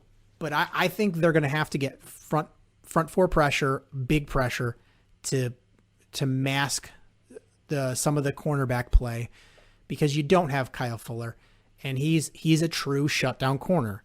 And Trufant's not bad. Jalen Johnson is young. We saw some really good things, but we saw some chinks in that armor there that you expect from, a young quarterback. And he's got the injury issues. Yes, but if you can get the pass rush there, I think that's going to make all the world of difference.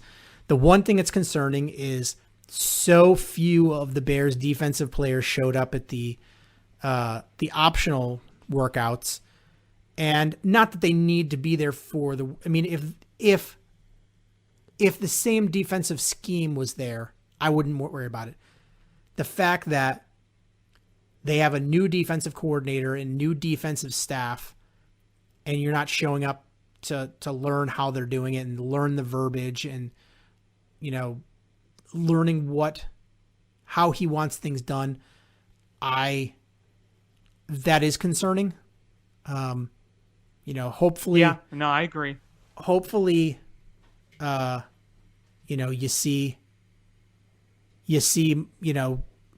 perfect attendance with the mandatory camp, and the veterans are able to pick up this new scheme very quickly. Yeah, absolutely. But that's all I really had. I don't know if there's anything else you wanted to talk about. No, I have said my piece. All right, well, that's going to do it for this episode of Bill Swerski Sports Talk Chicago. I want to thank everybody so much for listening. Please hit subscribe however you listen to podcasts, whether it's iTunes, Stitcher, YouTube, TuneIn app, Google Play, Spotify, etc. Share this podcast with your friends. That's how we grow the show. Follow us on social media at Swerski Sports, Facebook.com/Swerski Sports, SwerskiSports.com, Alex Pat Sports Chat on Facebook, or AlexPatSportsChat.blogspot.com for Alex's writings. And again, thank you guys so much for listening. Until next time, bear down. Cubs win! What a lucky break! The good Lord wants the Cubs to win! We thank Ditka and God for all they have provided. Cubs win! Cubs win! Cubs win! Oh, I don't want her. You can have her. She's a Packer fan. She can't fit in my van. And she looks like number New Yorkers. Smoking crack is not legal on planes. Bears 31 to -7. The Bears! Oh, when the Bears go bearing down.